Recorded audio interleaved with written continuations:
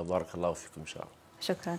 دكتور، إذا نتحدث عن شهر رمضان وأهمية هذا الشهر بالنسبة لنا المسلمين، وأيضا أهم الأحداث التي وقعت في هذا الشهر الفضيل. نعم. بسم الله الرحمن الرحيم، الحمد لله والصلاة والسلام على رسول الله وعلى آله وأصحابه وأتباعه من والاه، وبعده. ابتداء نسأل الله سبحانه وتعالى أن يجعل هذا الشهر سببا للألفة والمحبة والتسامح والوئام بين المسلمين عامة وفي مدينة كركوك خاصة. نسأل الله سبحانه وتعالى أن يعتق رقابنا جميعا من النار، ونسأل الله سبحانه وتعالى أن يجعل هذا الشهر سببا للتقارب القلوب والتعايش وقبول الآخر بين أهالي كركوك، كردا وعربا وتركمانا، مسلمين وغيرهم إن شاء الله. حقيقة في شهر رمضان هناك أحداث كثيرة، ولكن من أكبر الأحداث أثرا في تاريخ البشرية هو نزول القرآن على صدر سيدنا محمد صلى الله عليه وسلم. فكان لنزول القرآن أثرا واضحا في حياة المجتمع البشري جميعا، حيث قال سبحانه وتعالى: شهر رمضان الذي أنزل فيه القرآن هدى للناس وبينات من الهدى والفرقان. فنزول القرآن هو أكبر حدث حدثت في التاريخ البشري. وكذلك حدث في شهر رمضان انتصارات عديدة للمظلومين على الظالمين. ففي 17 رمضان ولأول مرة يقف سيف المظلوم أمام سيف الظالم وينتصر عليه في معركة بدر الكبرى. كان في السنة الثانية للهجرة في شهر رمضان، في 17 رمضان تخصيصا، حدث أيضا هذا الحدث في شهر رمضان. وكذلك بعد هجرة النبي صلى الله عليه وسلم ب8 سنوات عاد النبي صلى الله عليه وسلم إلى مكة فاتحا. أيضا كان ذلك في شهر رمضان في اليوم 21 من شهر رمضان في السنة الثامنة للهجرة. وهناك أحداث كثيرة في التاريخ الإسلامي حدثت في شهر رمضان. فشهر رمضان هو شهر الأحداث العظيمة في تاريخ الأمة الإسلامية والمجتمع البشري بشكل عام. نعم. دكتور، مثل ما ذكرت في البداية نتحدث عن العفو والتسامح. نعم. ومثل ما نعرف يعني من الأعمال المحببة إلى الله، يعني إذا نتحدث عن التسامح أو كتعريف للتسامح والعفو، كيف تعرف؟ نعم، حقيقة هو شهر رمضان بكل تفاصيله هو تسامح. وتسامح نستطيع أن نعرف التسامح هو القدرة على العفو والصفح. القدرة على العفو والصفح. نعم. وعدم مقابلة السيئة بالسيء، وأن تتجاوز عن الآخرين حرصا على التماسك الأسري والمجتمعي. نعم. هكذا عرفه العلماء عندما تكلموا عن التسامح. أي التسامح هو أن يكون لك قدرة على الصفح للآخرين عندما يتجاوزون عليك، عندما يخطئون في حقك، وتعفو عنهم ولا تقابل إساءتهم بإساءة. في سبيل ماذا؟ في سبيل لأنك حريص على هذا التماسك، إن كان هذا التماسك تماسك أسري أو كان تماسك اجتماعي بشكل عام. إذن هذا هو تعريف التسامح بشكل مختصر، أنه إنسان يكون له القدرة على الصفح والعفو ولا يقابل إساءتهم بالإساءة. نعم. إذا يعني إذا أي مدى مهمة أنه نبدأ نعفو ونسامح نفسنا أول شيء. نعم. قبل أنه نسامح الناس اللي حوالينا. أكيد. يعني الخطوة الأولى ينبغي للإنسان أن يكون مسامحا لنفسه. نعم. فالإنسان عندما لا يستطيع أن يكون مسامحا لنفسه، من باب الأولى أنه ليس قادرا على أن يسامح الآخرين. وماذا نقصد؟ من الضروري، لأنه هذه ليس فلسفة عميقة. ماذا نقصد بأن يسامح الإنسان نفسه؟ يسامح الإنسان نفسه أنه يأتي ويتجاوز عن هذه الإخفاقات التي كانت في حياته. صحيح. عندما حاول مرات عديدة وكرر محاولات كثيرة في سبيل الوصول إلى أهداف نبيلة، ولكن في كل مرة أخفق أو فشل، فيجب أن يسامح نفسه ويبدأ من جديد. ولا يأخذه اليأس، لأن الإنسان بمجرد أن استسلم لليأس يعني استسلم للموت. فإذا الإنسان الذي يريد أن يسامح نفسه هو الذي يريد أن يعطي لنفسه فرص كثيرة. ونحن في رمضان الله سبحانه وتعالى في كل سنة يعيده علينا، لأنه يريد أن يعطينا فرصة أخرى أن نحاول أن نتقرب إليه، نحاول أن نتخلص من هذه السلبيات التي تتواجد في حياتنا.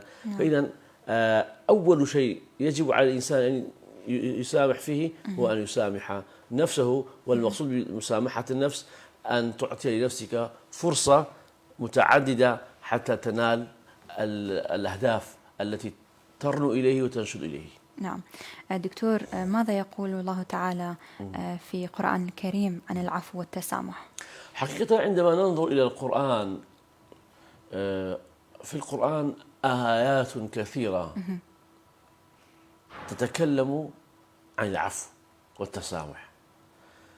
الله سبحانه وتعالى عندما يتكلم عن صفات المؤمنين والمتقين يقول سبحانه وتعالى: الذين ينفقون في السراء والضراء والكاظمين الغيظ والعافين عن الناس والله يحب المحسنين. إذا عندما ننظر إلى هذه الآية الله سبحانه وتعالى يصف المؤمن الكامل، المؤمن الذي وصل إلى درجة جيدة من الإيمان والتقوى. ماذا يقول سبحانه وتعالى فيه؟ الذين ينفقون في السراء والضراء وهم لهم قدرة على كظم الغيظ. إذن ليس هناك إنسان لا يكون له غيظ ولا غضب، ولكن الحكمة أن الإنسان يكون له قدرة على كظم هذا الغيظ وهضمه وعدم السماح له لهذا الغضب أن يخرج ويكون له أثرا سلبيا في الواقع. والعافين عن الناس، رغم هذا الكيد الموجود عنده، رغم هذا الغضب الموجود في داخله أمام إنسان تجاوز عليه كما أسلفنا في التعريف، تجاوز عليه، ولكن هو له القدرة على كظم هذا الغيظ وله القدرة أيضا على ماذا؟ على أن يعفو. وهذه آية واضحة. ولهذا الله سبحانه وتعالى ماذا يقول في نهاية هذه الآية؟ والله يحب المحسنين. أي الإحسان، كل الإحسان أن يقوم الإنسان بكظم غيظه وإعفائه عن الناس. ولهذا يروى أن رجلا صالحا كان له طفلا وحيدا وكان له جارية. هذه الجارية كانت تغسل الملابس فجاءت بالماء الحار، فعندما كانت تمشي انكب الماء من يدها على الطفل فأحرقه ومات الطفل. ورأى الرجل طفله الوحيد قد مات أمام عينه، وهذه الجارية خافت من بطش سيدها، ولكنها ماذا قالت هذه الجارية؟ قالت: الله سبحانه وتعالى يقول: الذين ينفقون في السراء والضراء والكاظمين الغيظ. هذا الرجل المؤمن قال: كظمت غيظي. فقالت له: والعافين عن الناس. فقال: عفوت عنك، اذهبي فأنت حرة لله. اعتقها. إذن الإنسان الحقيقي العملي المؤمن الصادق الراسخ في إيمانه هو الذي يستطيع أن يكظم غيظه ويعفو عن الناس. هذه قمة في القوة، قمة في الشجاعة، قمة في التعامل اللائق للإنسان مع الآخرين. إذن هذا هو الآية القرآنية. وهناك آيات كثيرة: فاعفوا واصفحوا ألا تحبون أن يغفر الله لكم، فاعفوا واصفحوا حتى يأتي الله بأمره. آيات كثيرة في القرآن يتكلم سبحانه وتعالى مثلا: إن تبدوا خيرا أو تخفوه أو تعفوا فإن الله عفو غفور. يعني آيات كثيرة في القرآن الكريم الله سبحانه وتعالى يتكلم عن العفو والتسامح بين بني البشر جميعا. صحيح. دكتور، يعني كيف نصل إلى هذه المرحلة من التسامح والقوة؟ يعني مرات أكو شغلات يغضبنا، كيف نسيطر على هذا الغضب؟ هل نستغفر أو هل هناك طرق أخرى؟ نعم، حقيقة الوصول إلى هذا المستوى من العفو والتسامح والصفح ليس قرار. أنا أقر أو أخذ قرارا أنه بعد هذه اللحظة، مثلا أحدنا الآن أو أحد المشاهدين الآن يسمع هذا الحوار، فعندما يسمع هذا الحوار يقول خلاص سوف أقرر هذا القرار أنه بعد الآن سأكون مسامحا. إذن القرار لأن تكون مسامحا عفوا مصافحا للآخرين، يعني تتجاوز عن الآخرين، ليس مجرد قرار عفوي نتخذه الآن. حقيقة الوصول إلى هذه المستوى من التسامح والصفح والعفو هي تربية، ثقافة يجب أن نتعلمها، يجب أن ننسج هذه الثقافة في قلوبنا. كيف ننسج؟ أول شيء الإيمان. الإنسان عندما يقوي إيمانه، هذا الإيمان سوف يكون مساعدا له في أن يكون مسامحا. ولذلك جزما عندما الإنسان يكون على غضب ولا يستطيع أن يسامح أحد، فعندما يجلس في مجلس إيماني أو يقرأ قرآن أو يطالع حياة الأنبياء، عندما يكون في جو إيماني، بعد ذلك عندما تطلب منه السماح سوف يسامحك. لماذا؟ لأنه في هذه اللحظات قد زاد عنده ماذا؟ قد زاد عنده الإيمان. ولكن عندما يكون بعيدا عن الإيمان، يكون يعني في مستوى واطئ من الإيمان، يكون عنده الغضب. فإذا يجب عندما نريد أن نكون مسامحين أن نعلم أنفسنا الإيمان ونقوي الإيمان، لأن الإيمان في القلب ينقص ويزداد. بنص القرآن الكريم: وإذا تليت عليهم آياتنا زادتهم إيمانا. إذن الإيمان يزيد وينقص، يزيد بالأعمال الصالحة وينقص بالمعاصي. فإذا الخطوة الأولى عندما نريد أن نكون مسامحين أن نزيد من إيماننا، هذه النقطة الأولى. النقطة الثانية أن نطالع حياة المسامحين في التاريخ. نبدأ بحياة الأنبياء، كيف كانوا مسامحين مع شعوبهم وقبائلهم عندما دعوهم إلى هذا الدين العظيم، وهم واجهوا هذا الدين بالضرب والتشريد والقتل والسب والشتم، ورغم كل ذلك هم كانوا مستمرين في دعوة الناس إلى الخير. هذا سيدنا نوح 950 سنة يدعو قومه إلى الإسلام، إلى الدين. إني كلما دعوتهم يعني كلما دعاهم إلى الإسلام هم أعرضوا حتى يشكوا إلى الله سبحانه وتعالى. دعوت قومي ليلا ونهارا ولم يزدهم دعائي إلا فرارا، وإني كلما دعوتهم لتغفر لهم جعلوا أصابعهم في آذانهم واستغشوا ثيابهم وأصروا واستكبروا استكبارا. 950 سنة هذا كان حال سيدنا نوح عليه الصلاة والسلام مع قومه. الرسول محمد صلى الله عليه وسلم عندما يذهب إلى الطائف ويدعوهم إلى الإسلام، يدعوهم إلى ماذا؟ يدعوهم إلى الصدق، يدعوهم إلى العفة، يدعوهم إلى الأمانة، يدعوهم إلى الوحدة، يدعوهم إلى العدل، يدعوهم إلى التسامح.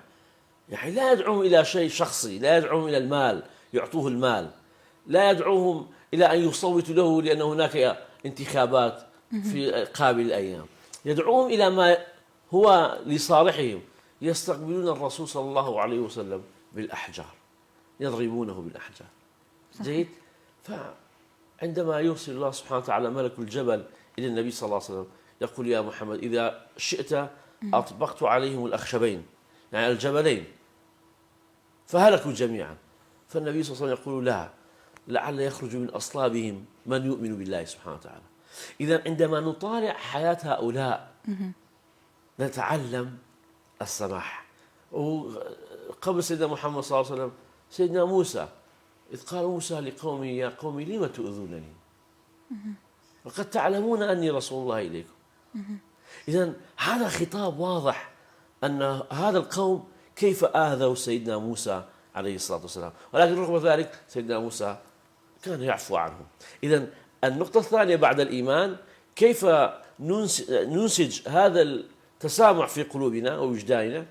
بماذا؟ أن نطالع حياة المسامحين الذين كانوا يسامحون.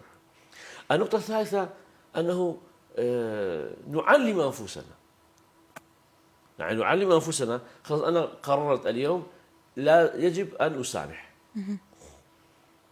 فحاول أن تسامح مرة مرتين، أو في بالك شخص قد تجاوز عليك، الآن أنت لا تسلم عليه ولا تتكلم معه، وأنا مقرر أن أعلم نفسي على التسامح، أخابر فلان أني قد سامحتك لله سبحانه وتعالى. ولهذا جاء إلى النبي صلى الله عليه وسلم في حديث صحيح رجل قال: يا رسول الله، كم مرة أعفو عن خادمي؟ كم مرة أعفو عن خادمي؟ يعني كان هناك سادة عندهم خدم يعملون لهم، فهذا الخدم إنسان أكيد يخطأ. نعم. يعني قال: يا رسول الله، كم مرة يعني أعفو عن خادمي؟ الرسول صلى الله عليه وسلم في أول مرة سكت، لم يجاوب. أعاد الكلام مرة ثانية، أعاد الكلام مرة ثالثة، فالنبي صلى الله عليه وسلم قاله 70 مرة. يعني 70 مرة في كل يوم تعفو عنه. إذن هذا معنى شو؟ أنه الإنسان يعلم نفسه على التسامح. صحيح. إذن هذه النقاط الثلاث أعتقد إن تمسكنا بها، هذه النقاط الثلاث، سوف نجتاز مرحلة جيدة نحو أن نكون مسامحين. نعم. دكتور، بنتحدث عن العفو والتسامح، أكو ناس أنه ما يطلبون التسامح من أحد وما يسامحون أحد. ويقولون أنهم ما يستحقون، أو يعني هيك يعني يجيبون أعذار حتى ما يسامحون وما يطلبون التسامح. كيف توصف هذه الشخصية اللي ما يسامح ولا يطلب التسامح؟ هؤلاء نستطيع أن نقول هم أناس كما جاء وصفهم في نصوص: جواظ جعظري. جواظ جعظري، أناس هؤلاء لا يستطيعون أن يعيشوا مع العالم، ناس أنانيين يعيشون لأنفسهم، ناس متكبرين لا يطلبون التسامح من أحد، ليس لهم ثقافة الاعتذار، يعني لم يتعلموا على هذه الثقافة. نعم. ولهذا أبو جهل عندما كان يواجه النبي صلى الله عليه وسلم، رغم كل ما فعل بالنبي صلى الله عليه وسلم، لم يأتي يوم ليعتذر للنبي صلى الله عليه وسلم، رغم أن النبي صلى الله عليه وسلم قد انتصر وأصبح له قيادة وريادة في منطقته في مكة وفي المدينة. حتى في معركة بدر عندما سقط أرضا أبو جهل، ذهب إليه أحد الأصحاب وقال له: ألا تؤمن الآن؟ يعني الآن أيضا لا تؤمن يا أبا جهل؟ قال: أسألك سؤالا. هذا أبو جهل يسأل هذا الصحابي: أثناء المعركة رأيت أناسا لا أعرفهم، من هؤلاء؟ فقال: يا عدو الله، هؤلاء كانوا ملائكة الله قد أنزلهم الله سبحانه وتعالى مددا للمسلمين، إذ تستغيثون ربكم فاستجاب لكم أني ممدكم ب1000 من الملائكة مردفين. فإذا هذه نقطة أخرى، حتى يأتي أبو جهل ويترك العفو، يعني ويطلب العفو والمعذرة يعني. ولكن ماذا قال أبو جهل؟ قال: يكفيني فخرا أني قاتلت أهل السماء والأرض. إذن الفراعنة وأتباع أبو جهل لا يستطيعون أن يطلبوا من أحد المعذرة لتكبرهم، ولا يستطيعون أن يعفو عن أحد أيضا لأنانيتهم. فالإنسان عندما يكون له كبرياء، متكبر، ويكون شخص أناني، هؤلاء لا يستطيعون أن يطلبوا الاعتذار والتسامح من أحد، ولا يستطيعون أن يسامحوا أحد.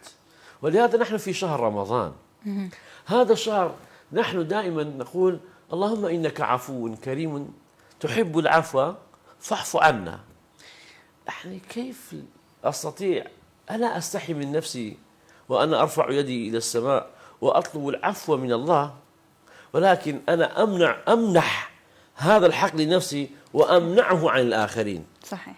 زين، أطلب أقول يا رب اعفو عني واغفر لي وارحمني، ولكن هذا أطلبه لنفسي، أرى نفسي أنه أستحق ذلك، ولكن لا أمنعه عن الآخرين. صحيح. أمنعه عن من تجاوز عني. نعم. فإذا الذي لا يسامح ولا يعتذر فهو إنسان متكبر يعيش حالة غير صحية، وهي حالة أنانية، فبحاجة إلى طبيب نفساني.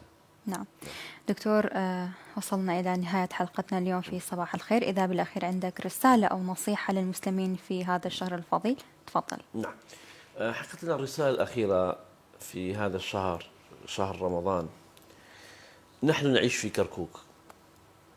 كركوك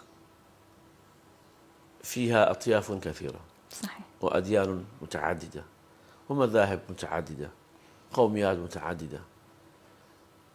كما دائما نقول كركوك عراق مصغر، وأيضا نستطيع أن نقول كركوك كردستان مصغر. جيد. فهذه المدينة لا يمكن أن نعيش فيها إلا إذا تسلحنا بالتسامح، لأن التسامح يعني القدرة على إدارة الاختلاف.